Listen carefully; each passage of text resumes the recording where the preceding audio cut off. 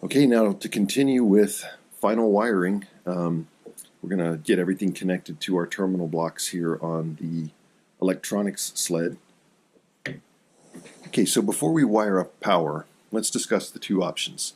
One option involves using a USB power bank and a little USB breakout connector or USB terminal block to provide power to our electronics.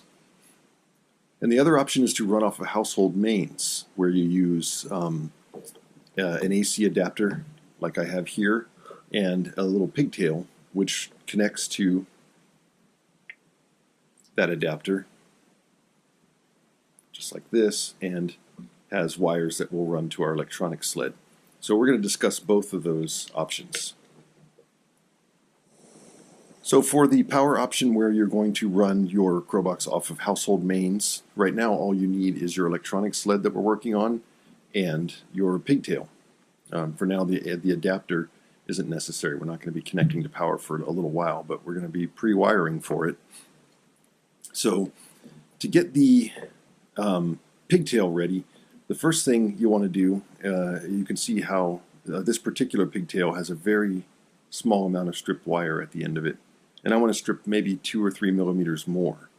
And to do that, I need to give myself a little bit more space here with the wires. So if I pinch and pull these two wires, you can separate them a bit to give yourself a little more room to strip. So now I'm going to use my strippers here and just take off a little bit more insulation, just like this, just so that I have more to work with our terminal blocks. Now, when you have your electronic sled like this with the Arduino closest to you and the terminal blocks farthest away, this top left terminal here is for voltage, or the red wire, and the one immediately to its right is for ground, or the black wire. And we're going to run this through the strain relief just like we do all of our other wires. So if I have my electronic sled in this orientation, I'm going to want to have the red wire to my left here. And we're just going to go down through the strain relief and out the back here. And because this wire is thicker and less flexible than the other hookup wire we've been using, I like to pull quite a bit through like this just to make sure that I can easily get these turned around and passed back through the strain relief like this.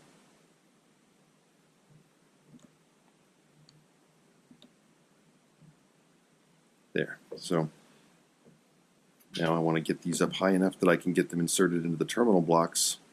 So I'm going to push more slack through. And I can always draw more down here if I need, just to make things easier.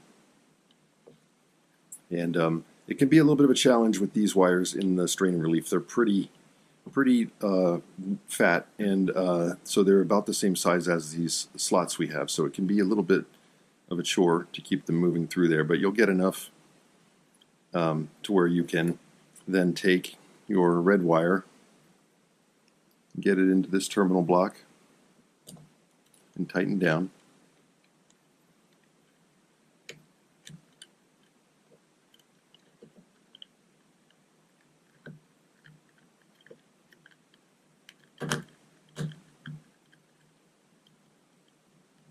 Once that terminal's nice and tight, just give that wire a tug to make sure it's seated well. And then we'll take the ground wire, the black one, put that into the terminal right next to the red. Tighten that down.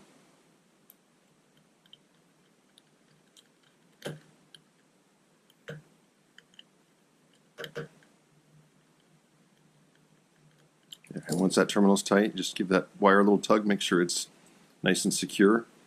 And then we'll start backing things out through the strain relief again.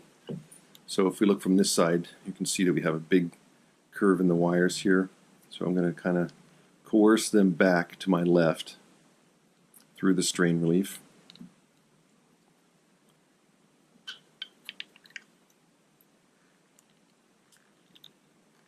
Just like that. And then start feeding this slack back through the slot at the edge of the sled.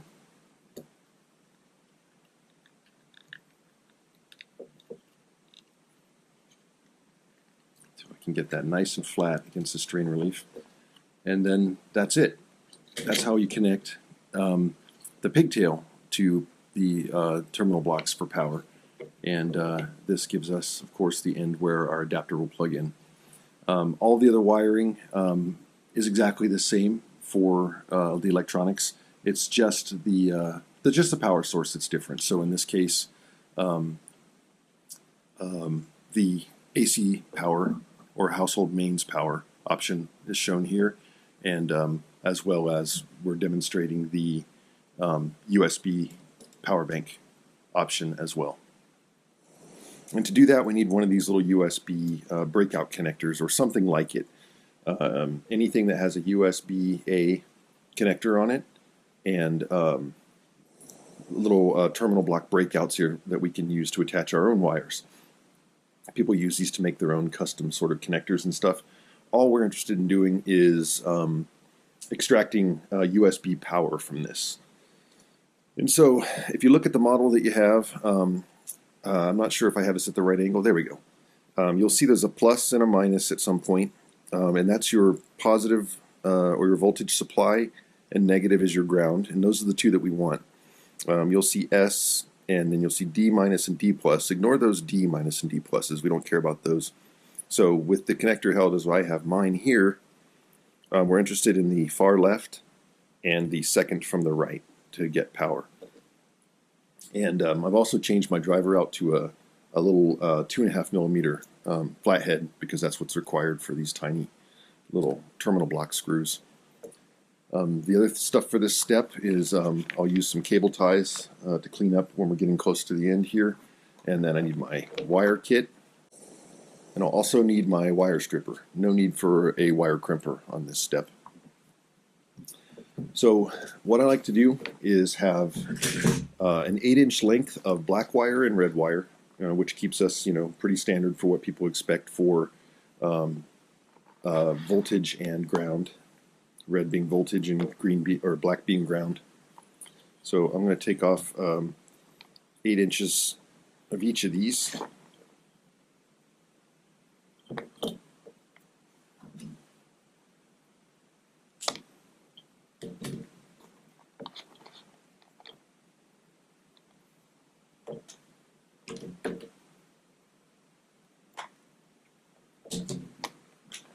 It ends up being around 21 centimeters of wire. Okay, so what I want to do next is strip a little bit from the end of each of these, but not a lot.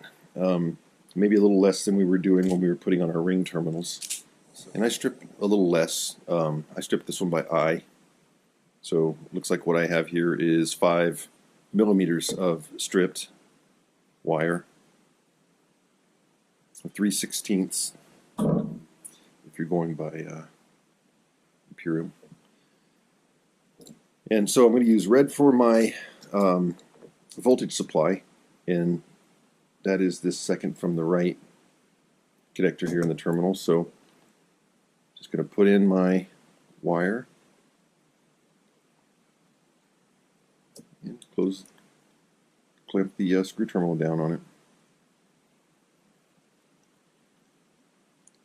When you're using shorter stripped lengths like this, you want to make sure that you're not crimping down on insulation, because we want a good connection to the actual wire.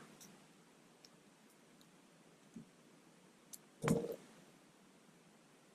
we go.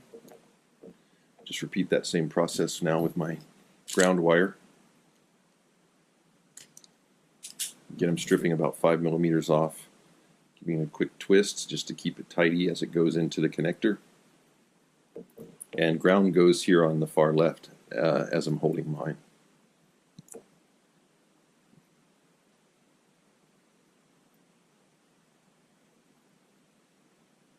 So I'm actually holding that wire up just a little bit to make certain that it doesn't dip low enough to get insulation into the terminal, so that I'm clamping on nice bare wire.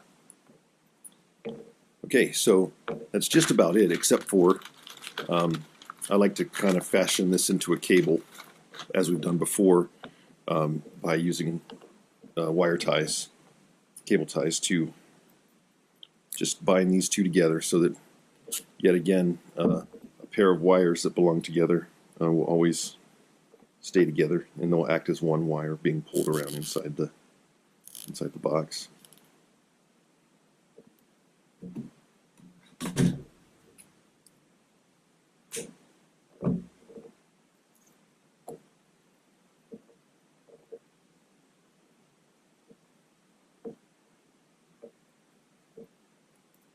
Again, this is just by eyeball, but I like to go maybe every 2 inches, 50 millimeters or so, with my cable ties, the spacing on my cable ties.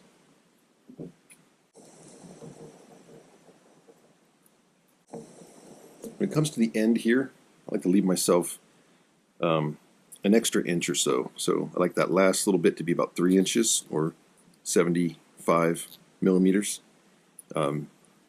Just because we're going to need to thread that through the strain relief on our electronics sled, and that'll give us the space we need to do that. You can always tighten that up later if we need to.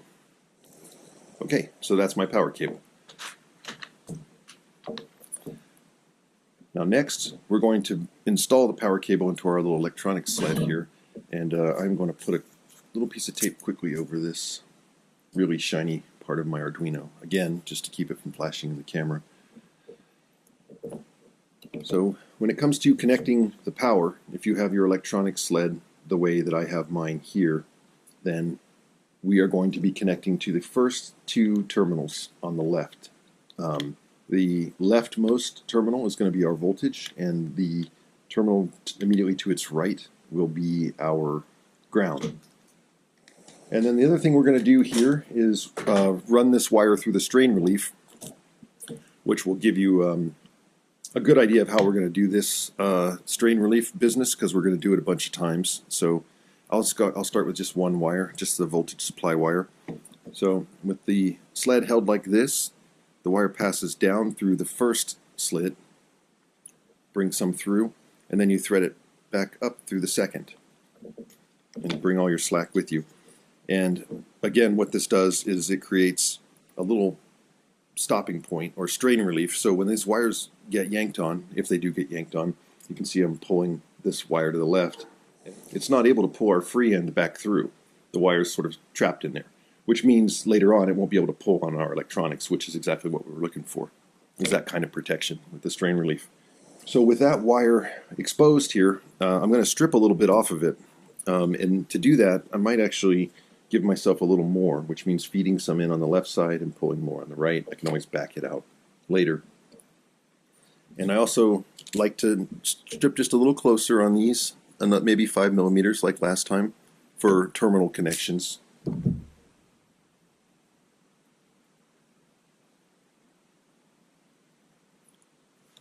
Now I will open this terminal by turning the screw to the left, insert my red wire.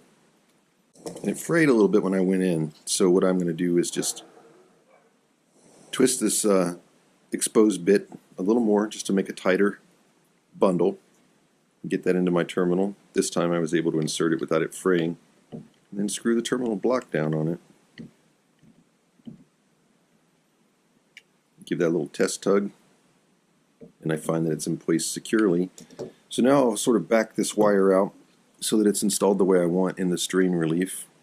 I'll give it a little bit of a curve there, right here, as you can see, just so the wire's not pulled on already, and then bring the other end of it up out of the strain relief.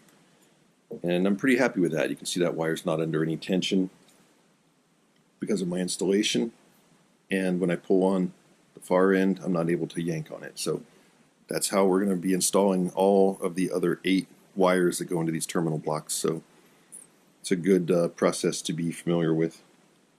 So I'll just shoot ahead here and do that with the ground wire as well.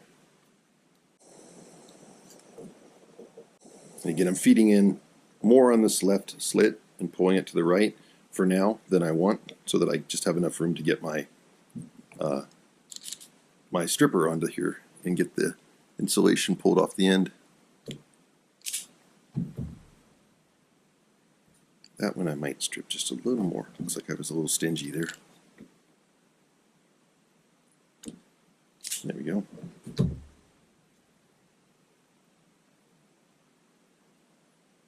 bind that up nice and tight. Open this terminal.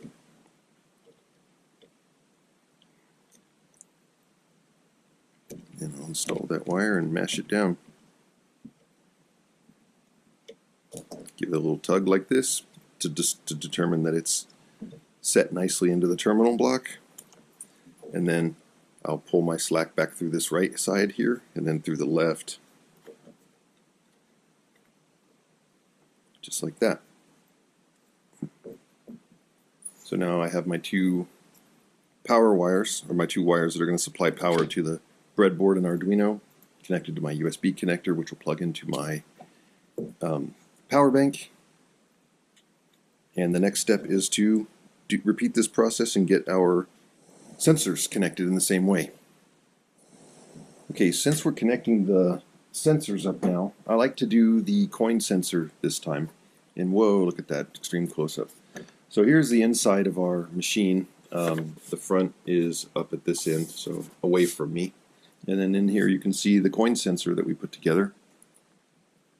Now what I'm going to do is take this lead of wire that we created, and I'm going to temporarily use this slot at the back of the machine here just to hold that wire like that.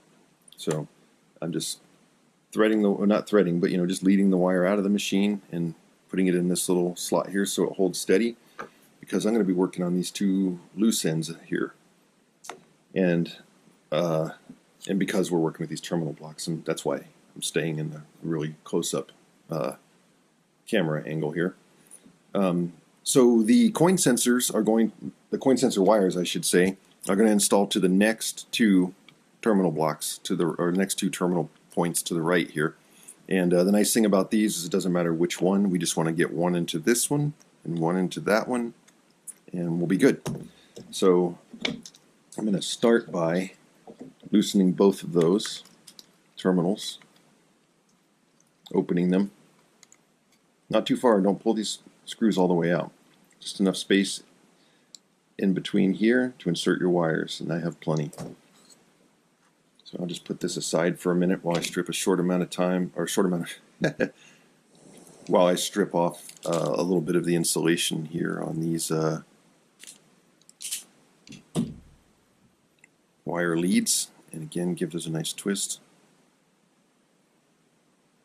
So I made a minor mistake here, and I'm going to leave it in the video because I think that's good to do, because you might make a minor mistake. But I don't usually like to put these through the strain relief after they've been stripped, just because there's a danger of fraying. It's not a serious danger, but you might fray the stripped end a little bit. But if you're careful on how you feed it through here, you'll be just fine. And then you can decide whether you like to strip yours first or not. I'm going to go back to not stripping them first, because that's just my jam, but whatever you prefer. So next to the black wire for the ground is where this wire goes, so into this terminal right here.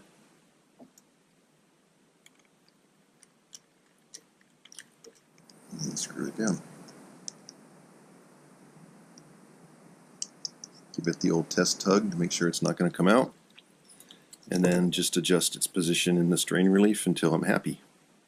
Just pull a little bit more wire out and then take that free end from over there.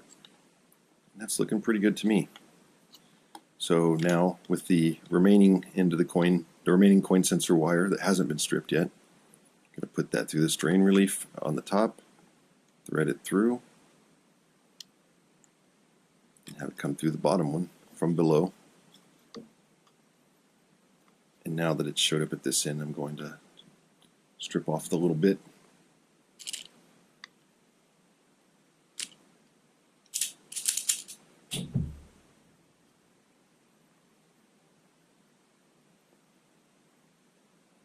And then it goes right next to its other buddy, the one we just installed.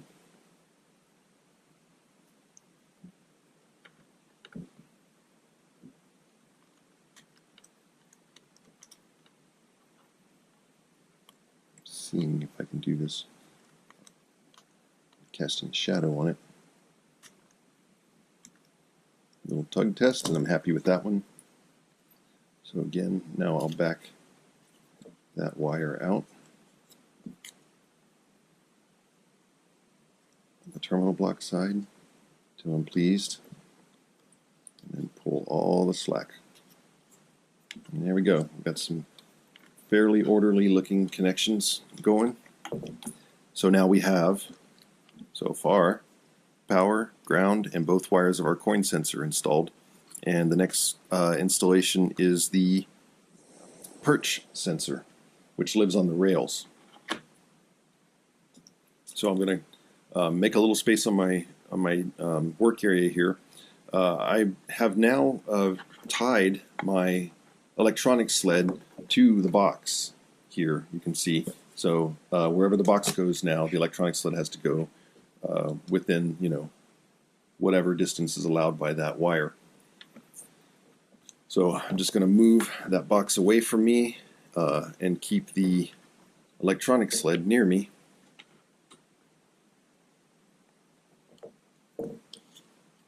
Get ready to do some of the wires from the rail, which is the whole rail assembly that we wired up earlier, which contains, in my case, I don't know what color you chose for your perch sensors. I chose green. So I've got my green perch sensor wires here, and then the lead from the servo. We're going to continue to follow our now familiar procedure of threading the wire through the strain relief and attaching it, and then or stripping it, then attaching it, and then backing it out. The perch sensor wires we're about to do will go in these two terminals here, the ones to the right of the coin sensor wires that we just did. So we're just working our way. If you hold your electronic sled like this, it's going to work our way from left to right here. So I'm using the next two terminals to the right. This is the point where things are going to start to get just a little bit crowded, but that's okay. It's not too bad. But I'll take one of those perch sensor wires and run it down through the first strain relief, bring it back through the second one, and then feed a little with my left hand here and take a little with my right until I have enough to strip this wire down a little bit. And just like with the coin sensor, the perch sensor, it doesn't matter which of the two wires go into which of the two terminals.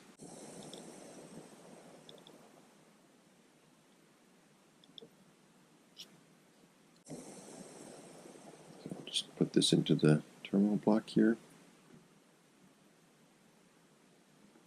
And I don't think I opened that one. No, let me open my terminals. So yeah, you want to watch these stripped ends of the wire kind of carefully as you insert them into the terminals to make sure they don't buckle or fray, because a single strand of wire, if it separates from our little bundle there of stripped wire, one single strand can reach out and touch a terminal that it doesn't belong to and create weird problems in any kind of circuit, not just this one. It's anytime you work with stranded wire, you have to be careful that you don't have stray strands or hairs of wire. So that's one installed, and I've taken the slack back out of that. Now I'll do my next one. Down through strain relief, back up through this one. Just give myself a little bit of stripping space.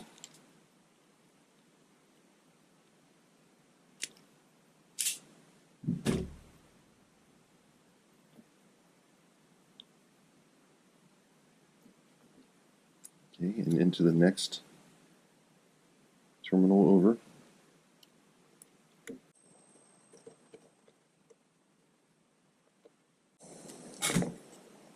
Get that little test tug. All happy. So pull my slack back down and take it out of here. And look at that, just connecting our way along here. And if you look at the back here, if you care, what your strain relief should look like so far. Now when it comes to connecting the servo, we're going to do something odd. That's a bit of a shortcut, and lets us avoid having to crimp or solder connectors to what I consider to be these pretty thin wires here on the servo. We're going to open this connector, and it's designed to do so, and we're going to take the wires out of it and just clamp those wires right on into our terminals. So for that, you'll need something thin and rigid, something metal like a razor blade, or if you're using one of these electronic screwdriver type kits, you can often find a really small Phillips, you can often find a really small flathead driver that will do this job really well. In this case, I have a 1.5 millimeter that I like to use for this. I'm a little nervous about how to film this well, but if you look at your servo connector, and I'm going to try to get more light on this. If you look at your servo connector, one end is just plastic, and if you flip it over, you might see some exposed metal there. And those are the connectors inside, and if you look at them closely, if you're holding it by the wire like I am, and you look at it closely, you'll see there are some little plastic tabs here that are paired with each of these exposed metals. And so what I'd like to do, the procedure for this, is to get your little thin metal tool, whether it's a knife blade or this driver, to get that under the plastic tab and lift it.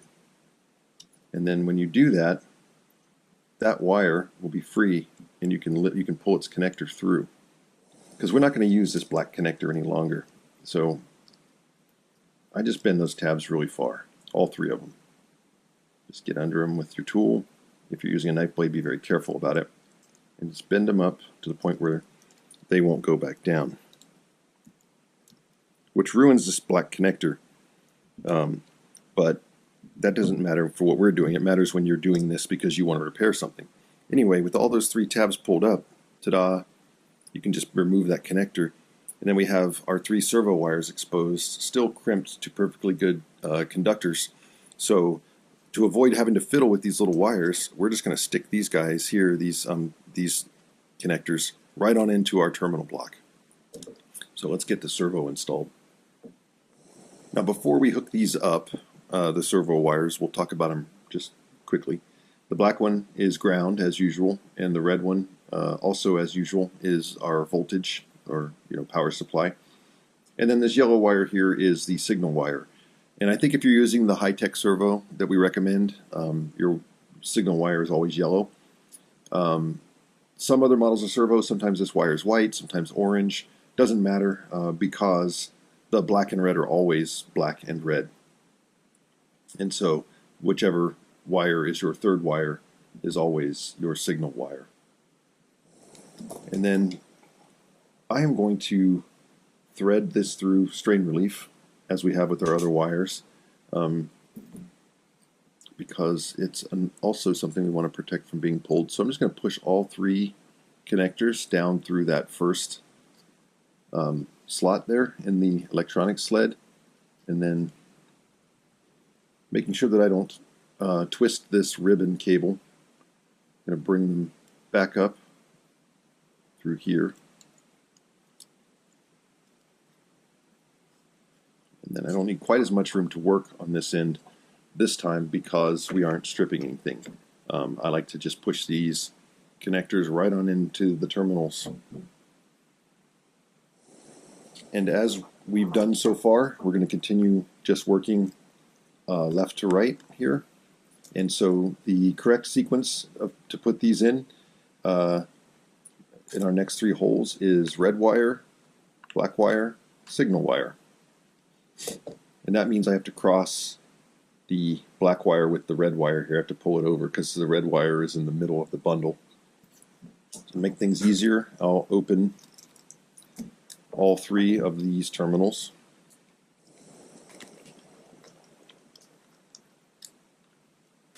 By loosening their screws, but not too much.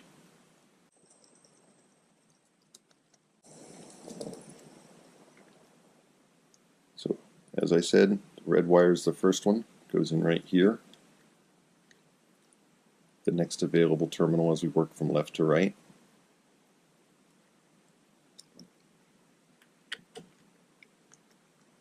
I'm just going to back this screw up until that terminal is open wide enough to accept that connector.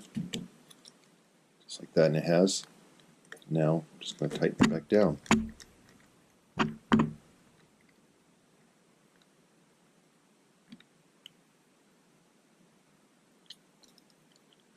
Give it the tug test. The red wire's in. So moving right along, black is the next. And if you like, you can actually gently pull these wires and they'll separate from the others, as I'm doing here with the signal wire, just to make some more room. I don't love doing that, but it's fine. I think I can get everything in without having to do that. All right, next in is the black wires connector.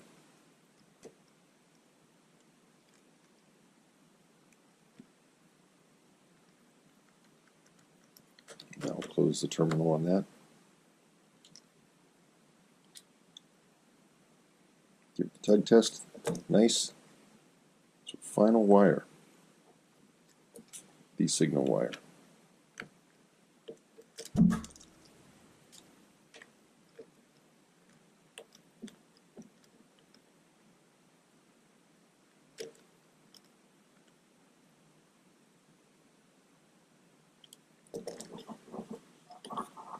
Once that's in,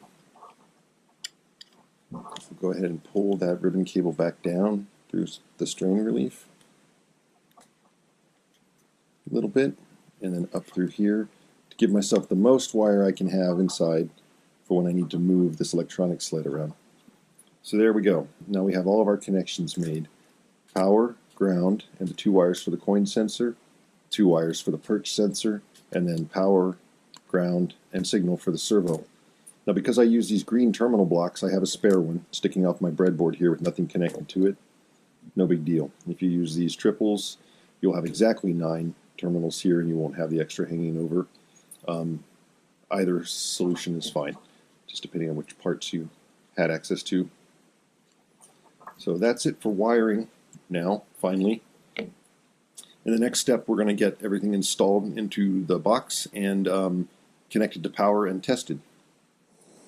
Before we do that, though, I'm going to take some of my little cable ties and clean things up a bit. Because as we were wiring up the rails in particular, we were binding these cables together with cable ties, but we left ourselves a lot of loose wire toward the end. And that was so that we would have what we needed to comfortably thread everything through strain relief. But now that that installation is done, I find it's a little bit more of a priority to clean things up and make it neat inside. So I'm just going to put on as many cable ties as I feel like I need to make this a manageable bundle. And in the case of the wires coming from the coin sensors from the rails, my mistake, coming from the perch sensors, which are installed in the rail, I like to just bind those guys directly to the servo cable as well. Because they're all about the same length and they go to the same place, and that just makes things a lot easier, I find. I would say do not use cable ties to connect these coin sensor wires to the perch sensor wires, and also don't connect these power wires to anything else either. It'll be a lot more difficult to remove things and work on them if you need to. If you connect all those sets of wires together, because you'll effectively shorten some of the ones that we want to be longer. So just clean it up a bit.